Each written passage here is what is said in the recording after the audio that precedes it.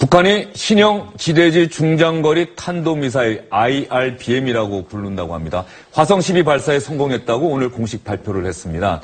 문재인 대통령이 취임한 지 불과 나흘 만에 북한의 김정은이 핵과 미사일 개발을 계속하겠다는 메시지를 보낸 셈이죠. 또 첫 군사 도발이기도 한데 북한의 의도 무엇인지 그리고 발사에 성공했다고 하는 이 IRBM은 도대체 어떤 미사일인지 여러분께 자세히 전해드리도록 하겠습니다. 김태현 변호사, SBS의 임광기, 이기성 선임기자 그리고 매주 월요일마다 함께해 주시는 칼럼니스트 이승원 시사평론가 나오셨습니다. 네 분 어서 오십시오. 네. 먼저 이기성 기자에게 여쭤볼까요? 오늘 조선중앙통신이 발표한 겁니까? 조선중앙TV가 발표한 겁니까? 조선중앙통신이 먼저 발표를 했죠. 보통 북한 같은 경우에는 미사일 시험 발사하고 난 다음에 이게 성공하면은 성공했다고 대대적으로 보도하지 않습니까? 어제 새벽 발사해놓고 이제 성공을 했다. 이렇게 오늘 아침 보도를 했고요. 보시면은 저 장면은 이제 노동신문의 일면에 실린 그 사진들인데요. 여러 장의 사진을 노동신문에도 했고, 아까 말씀하신 대로 조선중앙통신이 제일 처음 보도를 했고, 그 다음에 조선중앙방송에도 이제 보도될 것으로 이제 보입니다, 오후에. 하여튼 저기 보시면은 지금, 김정은이가 지금 발사하는 장면을 참관하고 있는 거고요. 어제 말고 그제는 미사일 조립하는 데도 가가지고 실제 조립하는 것을 지도했다고 이렇게 노동신문은 또 얘기를 하고 있습니다. 오늘 그 조선중앙통신을 비롯한 북한 관영 매체들이 주장하고 있는 바를 집약하면은 이번에 발사한 새 미사일은 뭐냐면은 대형 핵탄두를 장착할 수 있는 그런 새로운 미사일이다. 이름도 화성 10이라고 이렇게 또 얘기를 했습니다. 그렇게 해서 그러면서 하는 말이 주변 국가들의 안전을 고려해가지고 최대 고각으로 발사했다. 거의 수직처럼 발사를 해서 주변국에 피해를 주지 않기로 했다. 해가지고 어제 일본에서 이제 얘기한 그런 높이하고 거리가 거의 비슷합니다. 최대 정점 고도가 2111.5km, 발사한 평북 구성에서 787km 떨어진 공해상에서 정확히 목표에 타격을 했다. 또 중요한 얘기를 하나 더 했습니다. ICBM, 인터컨티넨탈 벌리스틱 미사일이라고 이제 그 대륙간 탄도 미사일이지 않습니까? 아까 말씀하신 대로는 IRBM이었는데 그것을 할 수 있는 핵심 기술이 뭐냐면은 대기권을 나갔다가 다시 들어와야 되는데 들어올 때 굉장히 고율이 있지 않습니까? 그 재진입 기술도 실험을 했는데 성공했다 이렇게 얘기를 했습니다. 그렇게 해서 얘기를 하기를 누가 인정하든 말든 우리 북한은 명실상부한 핵 강국이다. 미국은 미국 본토와 태평양 작전지대가 우리의 타격권 안에 들어가 있다는 사실 오판해서 안 된다. 이렇게 경고까지 했습니다. 바로 그 부분이 핵심이겠네요. 미국 본토와 태평양 작전지대가 우리의 미사일 사거리 안에 들어와 있다. 이 부분이 아마 핵심인 내용인 것 같은데 최근에는 북한이 미사일 발사 시험을 계속했는데 잇따라 실패하지 않았었습니까? 그렇죠. 북한의 미사일 도발이 올 들어서 7번 정도 있었던 걸로 지금 한미 정보 당국이 보고 있어요. 4번은 실패했고 3번은 성공을 했는데 최근 들어서 몇 차례 실패를 했다가 어제는 확실히 성공한 걸로 보입니다. 북한 측에서도 성공을 했다고 했고 미국이나 우리 쪽에서도 일단은 성공한 것으로 이렇게 볼 수가 있겠습니다. 일단 높이라든가 거리에 있어서 충분했었고 앞서 이야기한 대로 대기권을 진입할 때 이것이 고열에서 견딜 수 있는 그런 것들을 우리가 확인하기는 어렵지만 본인들은 확실히 성공했다 이렇게 주장을 하고 있습니다. 화성 10이라는 이름을 공개한 것도 이례적인 것 같습니다. 그렇습니다. 이제 북한의 그 미사일을 부르는 방법이 3가지가 있는데요.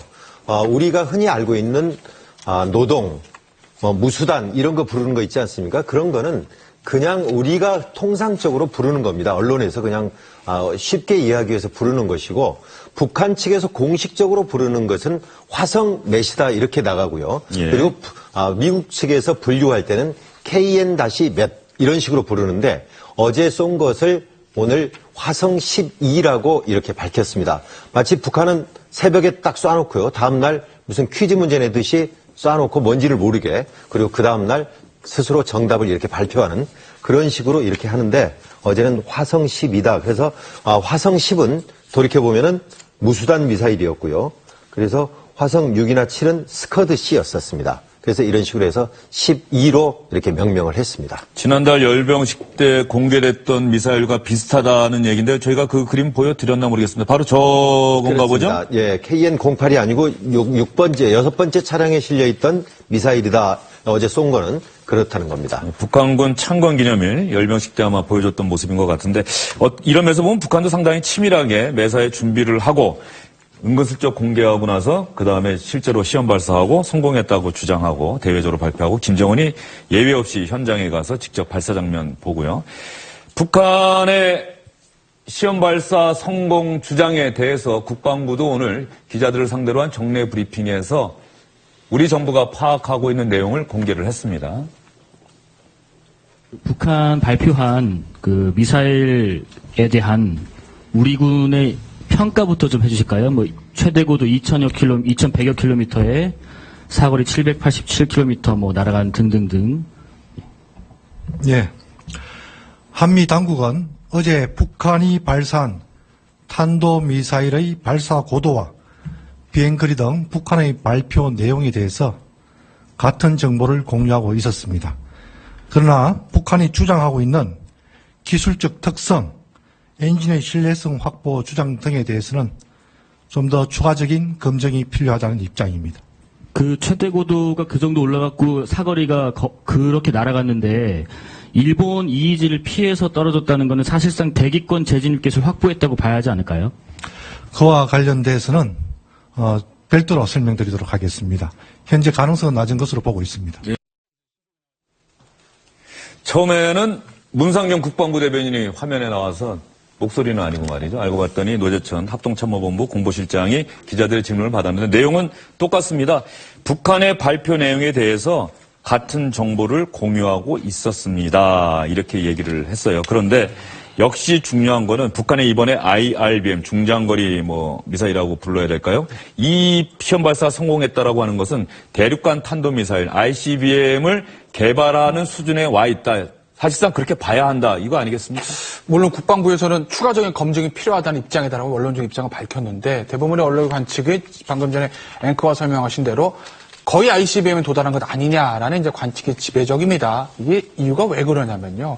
어제 이 미사일 직선 거리로는 700km에 도달했습니다. 그러니까 정상 발사로 썼을 때 이제 직선 거리를 700km 갔다는 건데 문제는 어제 이제 일본 방위적을 발표하기로는 고각 발사를 한 것 같다. 즉 최대고가 2,000km 이르는 것 같다가 발표를 했습니다. 그러니까 일본 방위성 설명대로라면 미사일이 이렇게 높게 쏴서 이렇게 떨어져도 700km 갔다는 겁니다.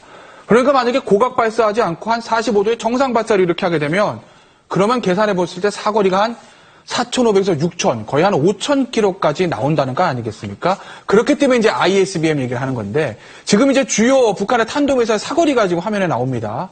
가장 이제 짧은 것이 스커드 미사일 500km죠. 그러면 한반도 전부 다 사정거리에 들어가는 것이고요. 그 다음에 1,300km는 노동 미사일. 이것까지 가게 되면 한 오키나와 정도에 있는 미군 기지까지는 사정거리에 들어갑니다.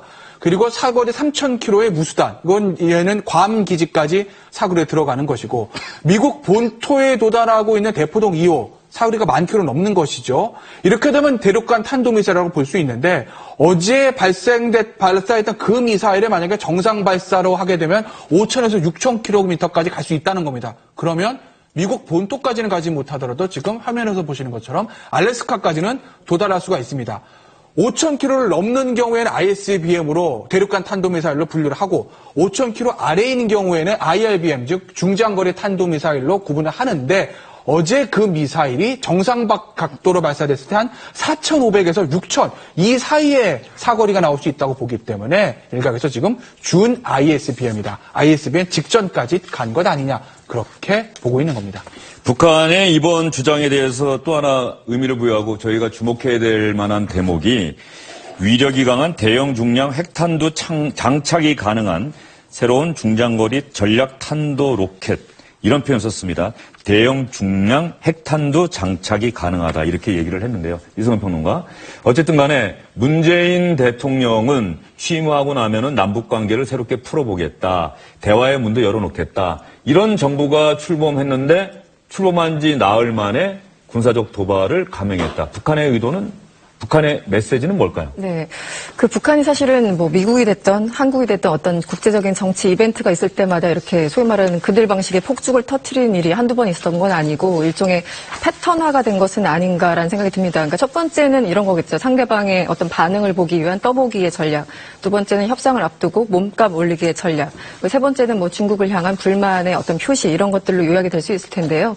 좀 흥미로운 것은 노르웨이에서 지난 8일과 9일 사이에 소위 말하는 북미 간의 1.5 민관 그 트랙 그 협의가 있지 않았습니까? 그래서 북미 간의 대화가 의외로 빨리 다가올 수 있다라는 전망이 나오고 있는 가운데 지난 11일 뭐 언론과 인터뷰에서 미국 트럼프 대통령은 어저께 중국과 통화를 했는데 놀라운 합의를 이끌어냈다라고 얘기를 하면서 사실상 그 중국이 북한에 대해서 압박 수위를 높일 수 있다라는 어떤 암시를 했습니다. 어떻게 보면 이제 두 가지 혼재된 메시지가 한꺼번에 나오는 건데요.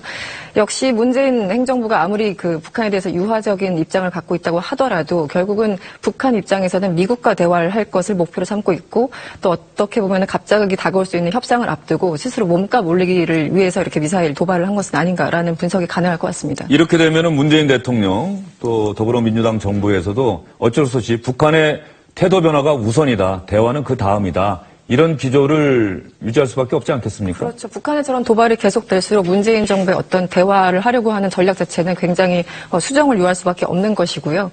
그런데 재밌는 것은 북한은 항상 미국과의 대화를 요구하고 있기 때문에 남한에서 어떤 뭐 전략을 짜고 있다, 어떤 식으로 접근을 하고 있다라는 거에 대해서는 사실상 별로 개의치 않고 심지어 무시하는 그런 패턴이 아닌가. 그건 과거 정부에도 마찬가지인 것 같습니다. 결국은 중국과 미국이 어떻게 움직이느냐가 김정은의 어떤 전략의 가장 중요한 변수가 아닌가라는 생각이 듭니다. 이승훈 평론가도 말씀하셨습니다마는 유엔 주재 미국 대사도 이런 얘기했습니다. 북한의 이번 미사일 발사 북미 대화에 전혀 도움이 되지 않는다. 미국은 오히려 대북 제재를 강화할 것이다. 북한이 미사일 발사 이런 군사적 도발하면서 뭔가 얻으려고 하는 계산이 있긴 하겠지만 국제사회 또 우리 정부도 그럴 생각은 별로 없어 보입니다. 문재인 대통령 취임 후 첫 북한의 군사적 도발에 상당히 신속하게 또 강력하게 대응을 했습니다.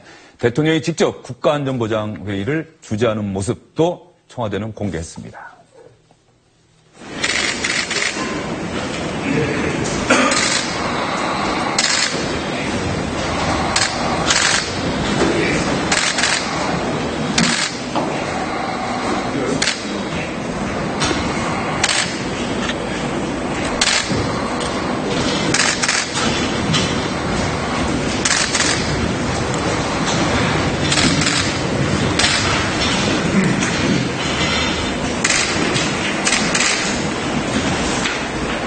국민주의를 생략하도록 하겠습니다.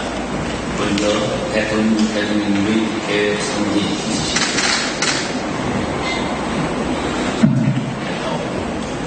예, 지금부터 국가안전보장위원회 발표시하겠습니다. 그 말씀.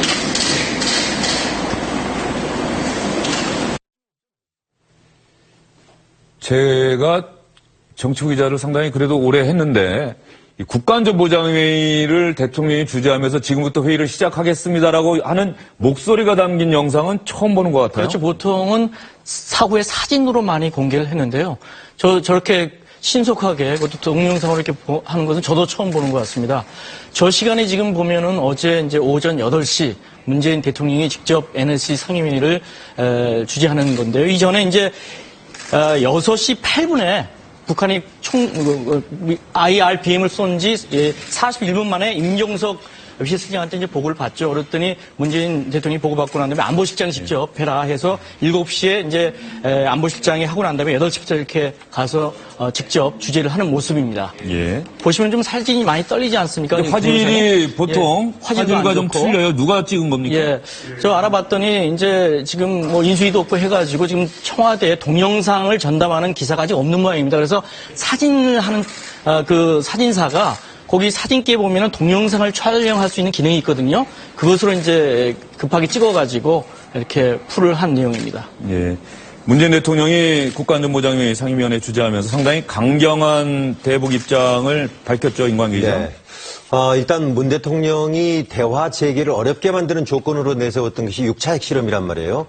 일단 핵실험은 아니지만 이게 미사일 발사도 북한과의 대화에 상당히 장애물이 될 것임에 분명합니다. 어제 NSC 상임위 첫 주재하는 회의에서 북한과의 대화 가능성은 열어두고 있지만은 북한이 오판하지 않도록 도발에 대해 단호히 대응해야 한다 이렇게 말하는 걸로 봐서 대화가 가능하더라도 북한의 태도 변화가 있을 때 비로소 가능함을 보여줘야 한다 이렇게 이야기를 했거든요. 그래서 현재는 섣부른 대화를 할 때가 아니라는 인식을 강하게 내비쳤습니다. 예. 그리고 어제 우리 청와대가 예전과 상당히 달라진 모습을 하나 또 보인 게 있습니다. 북한의 미사일 발사, 군사적 도발 행위가 있었다는 보고를 받았고 그 다음에 이 보고가 어떻게 대통령에게 전달됐고 대통령은 이 보고를 받은 다음에 어떤 지시를 내렸고 그래서 국가안전보장회의가 열리기까지 모든 과정을 임종석 대통령 비서실장이 분 단위로 아주 자세하게 기자들에게 브리핑을 했다는 점입니다. 아침에 대응 과정에 대해서도 국민들이 알 권리라 생각하고 간략하게 상황 설명을 드리는 게 저희들이 해야 될 의무라 생각해서 설명을 좀 드리는 것입니다. 아시다시피 05시 27분에 미사일이 발사가 되었습니다. 05시 49분에 국가위기관리센터 상황실로부터 관련 내용을 보고를 받았습니다. 기초 상황을 파악한 후에 NSC 상임위를 준비해 줄 것을 요청을 했습니다. 06시 08분에 대통령님께 직접 보고를 드렸습니다. 대통령께서는 안보실장이 직접 보고하라고 지시를 하셨습니다. 06시 13분에 제가 안보실장에게 전화를 걸어서 대통령님의 지시사항을 전달하였습니다. 그리고 즉시 안보실장이 대통령께 직접 보고를 드렸습니다. 관련 내용은 06시 22분에 안보실장이 전화를 걸어와서 대통령께 보고를 완료했고 NSC 상임위를 즉각 소집할 것과 대통령께서 직접 참석하셔서 주재하시겠다는 지시를 받았다는 내용을 전달받았습니다. 그리고 아시다시피 07시에 안보실장 주재로 NSC 상임위가 열렸고 이어서 08시에 대통령께서 참석하셔서 NSC 상임위를 주재하셨습니다. 임종석 비서실장이 발표한 내용 화면으로 간단하게 여러분께 정리를 해서 다시 보여드리겠습니다. 북한이 어제 미사일 발사한 시각이 어제 새벽 5시 27분입니다. 임종석 비서실장이 이 내용을 국가위기관리센터 상황실로부터 보고받은 시각은 5시 49분, 그리고 6시 8분에 임종석 실장이 대통령에게 첫 보고를 합니다. 그리고 대통령은 이렇게 비서실장에게 얘기를 했습니다. 김관진 안보실장이 직접 보고하라고 하세요. 그래서 5분 뒤인 6시 13분에 안보실장이 대통령에게 직접 보고를 합니다. 이 안보실장은 문재인 대통령이 임명한 안보실장이 아니라 박근혜 정부 때 임명된 김관진 안보실장입니다. 그리고 7시에 안보실장이 NSC 상임위 열도록 했고요. 8시에 대통령이 NSC 상임위 참석 후에 직접 주재를 했습니다. 김태현 변호사, 네. 여기서 많은 부분이 주목하는 대목이 김관진 안보실장이 문재인 대통령에게 보고를 했다. 이 부분에 상당히 주목하는 분들이 많은 것 같아요. 그렇죠. 두 사람의 사실은 어떤 결이 좀 다르지 않습니까? 당신이 전 정부 또 현 정부에 따라서 결 자체가 좀 다른 사람들인데 어쨌든 김관진 안보실장에게 직접 보고하라고 지시하고 지금 화면에서 보시는 것처럼 그 김관진 안보실장과 같이 이제 회의를 하는 모습입니다. 사실 지금 김관진 안보실장은 물러났어야 되는 것이 맞는데 아직 후임 안보실장이 임명되지 않았으니까 이제 자리를 유지하고 있는 겁니다. 근데 아마 문재인 대통령은 그런 생각을 했겠죠. 여야, 보수 진보가 없다. 안보에는 여야가 없고 보수 진보가 없다.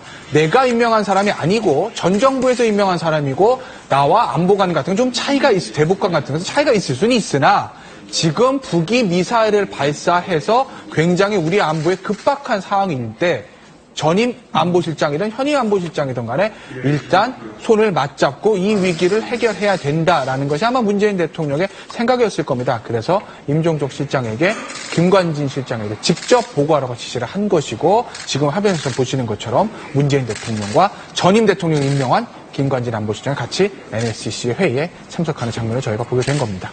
예, 전직 정부에서 임명된 청와대 안보실장이 문재인 대통령에게 보고를 했다. 문재인 대통령이 또 콕 집어서 안보실장 보고 저한테 보고하라고 하세요. 이렇게 지시한 대목도 상당히 눈길이 가고요. 그런데 분단 1호 대통령 비서실장이 어제 대응 상황을 언론에 브리핑한 대목, 이 부분에서는 아무래도 이른바 세월호 7시간이라고 하는 그 장면이 안 떠오를 수가 없네요. 그렇죠. 과거 정부에 너무 폐쇄적이고 또 국민들의 알 권리를 보장하지 않는 그런 방식으로 운영이 됐고 지금 말씀하신 것처럼 대표적으로 아무도 모르는 7시간이 지금까지 봉인된 상태 사실 아니겠습니까?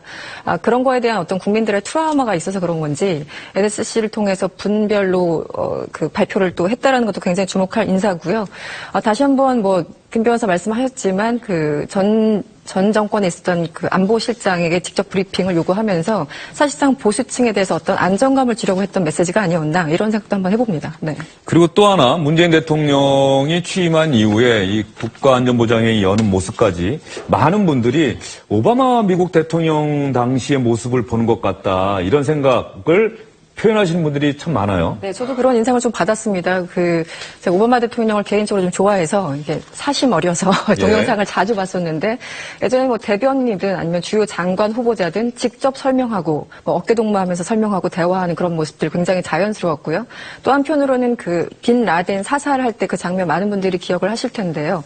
NSC 구석 자리에 앉아서 이제 주요 인사들이 헤드 테이블에 앉아서 저 장면 지금 나오네요. 그래서 보통 우리나라 같으면 무조건 대통령이 가운데 자리에 앉아야 되는데 저 장면 보고 참 신기하다라는 반응들이 상당히 많았던 것 같습니다. 오사마 빈 라덴 사살한 장면을 직접 보는 장면인데 그렇죠. 이 오바마 빈 라덴이라고 또 잘못 읽으면 안 돼서 상당히 신경 썼던 대목이죠. 그렇습니다. 저도 헷갈려가지고 빈 라덴이라고 사실 방금 표현을 했는데 저런 상황이 사실은 어떻게 보면 정상적인 상황인데 우리는 한 번도 경험해보지 못한 장면이기 때문에 굉장히 좀 신기하다, 놀랍다 이런 반응이 있었던 것 같아요. 그래서 아무래도 저기에 대한 국민들의 반응을 알고 있기 때문에 문재인 행정부에서도 앞으로 저런 비슷한 모습으로 좀 가려고 하는 것은 아닌가 그런 첫 출발점으로서 상당히 좋은 신호가 아닌가라는 생각이 듭니다. 그러면 자유롭게 저희가 준비한 사진, 영상이 더 있을 것 같은데요. 출입기자들과의 산행, 대선 당시 문재인 대통령 담당했던 기자들과의 산행, 예. 그 산행 장면 보면은 또 오바마 대통령의 저 모습. 그렇죠. 오바마 대통령이 지금 2016년 4월 9일자 기사가 나온 사진인데요.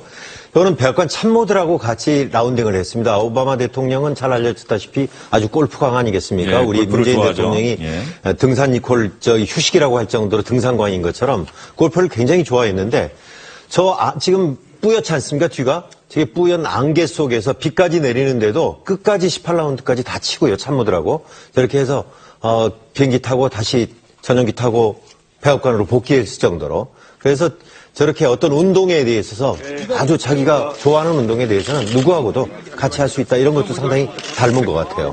백악관에서 자신을 보좌하는 비서들과도 골프회동을 하고 문재인 대통령은 또 그런 면에서 보면은 또 앞으로 자신을 보좌하는 수석 비서관들과 자유롭게 식사도 하고 차도 나누고 커피도 마시고 이런 모습도 보였죠? 그렇습니다. 이제 커피 마시는 모습들을 많이 보도가 됐는데요. 문재인 대통령이 비서관들과 오찬을 같이 하고 이제 커피를 들고서는 산책하는 그런 모습들이 사실 지금 보시는 저 모습인데요. 사실 오바마 대통령도 참모들이라든지 바이든 부통령과 커피를 들고서는 걷는 그런 모습들이 많이 보도가 되지 않았습니까? 오바마 대통령은 아마 문재인 대통령뿐만 아니라 전 세계 모든 현직 대통령들이 닮고 싶어하는 애들이 아마 오바마 대통령일 겁니다. 왜냐하면 대통령제를 유지하는 국가 중에서 퇴임 이후에도 인기가 있고 퇴임하는 직전까지 50% 넘는 지지율을 유지하는 대통령은 거의 없거든요. 그래서 문재인 대통령은 의도적으로 오바마 대통령 벤치마킹 했는지 안 했는지는 모르겠으나 어쨌든 문재인 대통령의 저런 소통의 행보들이 오바마 대통령의 어떤 소통 행보가 어우러져서 굉장히 긍정적으로 보이는 것은 사실이고 중요한 건 문재인 대통령도 이 5년 동안 국정운영 잘해서 오바마 대통령의 어떤 퇴임할 때 받았던 국민의 사랑을 그런 것들 역시 문재인 대통령이 받으면서 퇴임할 수 있는 것 그게 중요한 거겠죠. 네, 이번에 북한의 중장거리 미사일 발사라는 군사적 도발에 문재인 대통령이 어떻게 대응했는지 신속하게 대응했는지 이 내용 여러분께 설명드리다 보니 문재인 대통령 취임 이후의 모습이 오바마 전 미국 대통령의 모습을 연상시킨다는 내용까지 같습니다. 참고할 만한 대목이 하나 더 있을 것 같습니다. 오바마 전 미국 대통령은 자신의 임기 기간 전부 막전, 막후에서 자신이 움직이는 모습을 찍도록 한 사진 기사뿐만 아니라 비디오 기사를 따로 고용했다고 합니다. 살아있는 동영상을 그래서 퇴임 이후에 공개를 했고 얼마 전에 SBS 스페셜에서도 이 내용을 다룬 적이 있습니다. 문재인 대통령 청와대에서도 한번 참고해 볼 만한 대목이 아닐까 싶습니다.